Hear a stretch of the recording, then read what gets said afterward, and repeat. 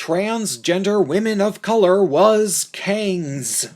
Hey, it's Prince of Queens, and while everybody is making sure their Friday nights are free so that they can line up to celebrate Black History Month at the movie theaters, in solidarity with the most advanced nation on Earth, the Wakandan people of the Marvel Universe, the wokest fam of all, many people forget that there are some forgotten kings and queens in the rainbow community, and who are the supreme leaders of intersectionality, filled to the brim with divine knowledge of social justice based around a lifetime of lived experiences with oppression from intersections of white, cis, male, patriarchal marginalization? I think we all know the answer, fam. But let's not allow my anti-Cat Black bias to cloud my judgment here. It's not just people like Kat who have sizable YouTube platforms who not only manages to make basically everything about herself and her own supposed oppression as a trans black woman, but also manages to throw gay men under the bus, calling us misogynists and inventing alternate reality fantasies where gay men grope women and not the other way around. No, it's not just opportunists like Kat eager to make a few coins by repeating whichever lies are convenient for her at any given moment to give her own media career as a professional grievance mongerer a heightened sense of importance. No, it's not just her that's the problem. No.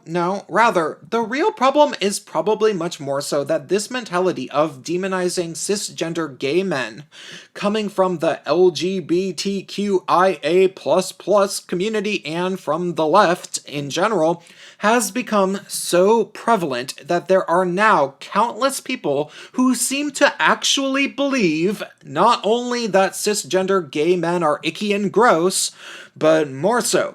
Apparently, in the current year, all of the rights and freedoms that cisgender gay men, especially white gay men, enjoy were fought for and won by queer and trans people of color, and now white gay men sit back in mansions with millions of dollars that they stole from black trans women who did all the work. Don't believe me? Take a look at this tweet. It should honestly be just the TQ+. The LGB part has already been normalized into heteronormativity. Plus, it was trans and queers that did all the activism work to give the LGB a platform, and we're still the most marginalized ones today. Now, this is but one example, but this is a very common theme in the current year. Believe you me, it's not hard to find these people saying such things on social media all the time. The current narrative from the intersectionals isn't simply that white, gay, cisgender men are privileged and should listen to the voices of those who are still more marginalized and help them out just to be nice. Instead, it's much more so. According to these people, gay white men are expected to believe that trans women of color were forced to fight on the front lines for everything that everybody in the whole LGBT has collectively today, and the trans women of color did all this fighting because black and brown trans women could never hide in the closet like white gay men often did, and therefore all of the recorded history that we have around the gay liberation movement should be thrown in the trash, and Harvey Milk was actually black and trans. Obviously, this line of thinking is rather absurd, but I think it's best to think about where all of this comes from. For one, there were two particular figures who did fit the description of male to female transgender racial minorities who were involved in the beginnings of the gay liberation movement. I found this article on Mic.com, which I thought was going to be a bit more annoying than it was, due to the source, but it mostly just provided a bit of historical information about two people, Marsha P. Johnson and Sylvia Rivera, who were at the Stonewall riots. The Stonewall riots, of course, were the incidents that kicked off the gay liberation movement as a result of the fact that the bar was being raided by police officers, and the regular population of attendees grew tired of being beaten up occasionally when they didn't have anywhere else to go and be queer.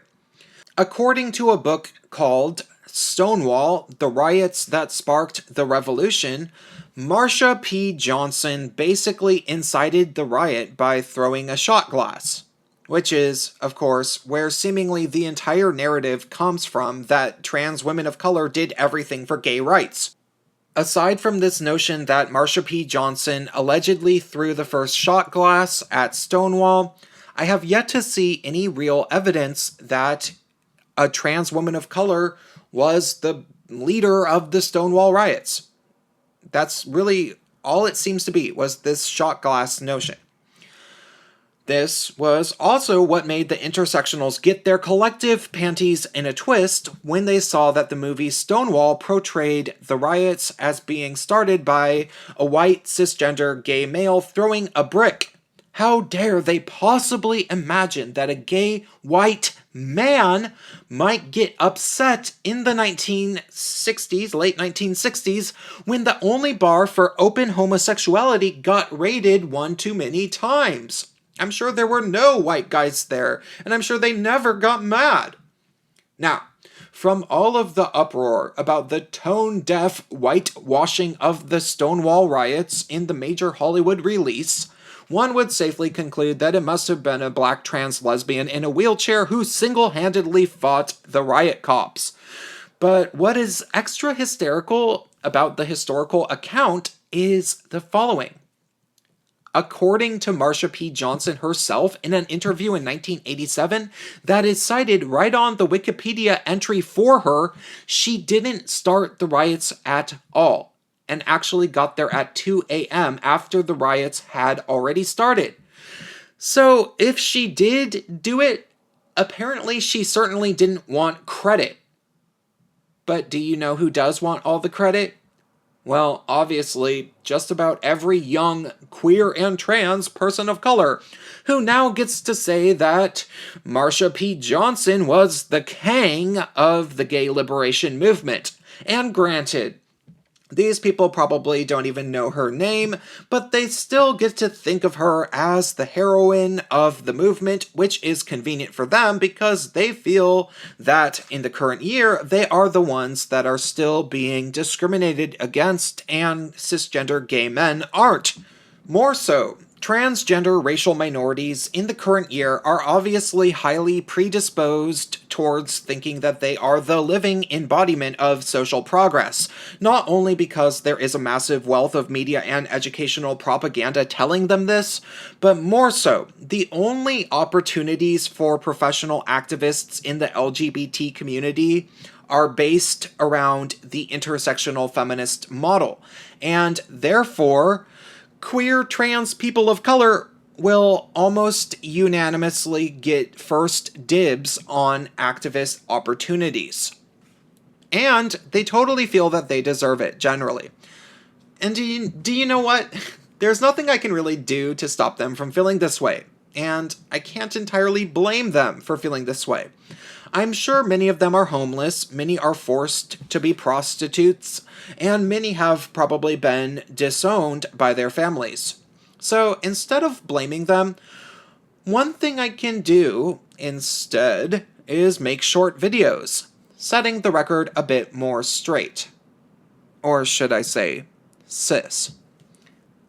I will be leaving links to the Stonewall riots and gay liberation Wikipedia entries underneath this video because you can go take a look for yourself about who exactly was involved in that riot, or those riots, there were a few of them, and the subsequent activist organizing, and you can go see what you find for yourself.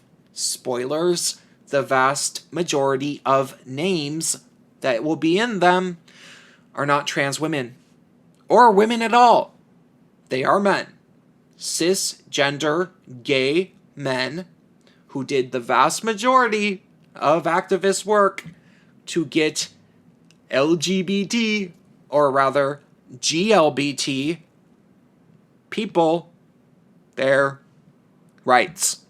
Cisgender gay men were the people who did the vast majority of the grunt work for the gay liberation movement, which is what led to gay rights for gay men, for lesbians, and the rights that we have for transgender people, which piggybacked on that movement. I would say it was probably 90% cisgender gay men if you go through the actual history of the 1970s. And you should. I encourage you to learn about it. Alright, if you appreciated this video, I'm actually quite low on funds this month and could really use your support. There are links to how to donate to me on PayPal and Patreon in the description, and buttons on my homepage on YouTube. Everything helps. Thanks a bunch.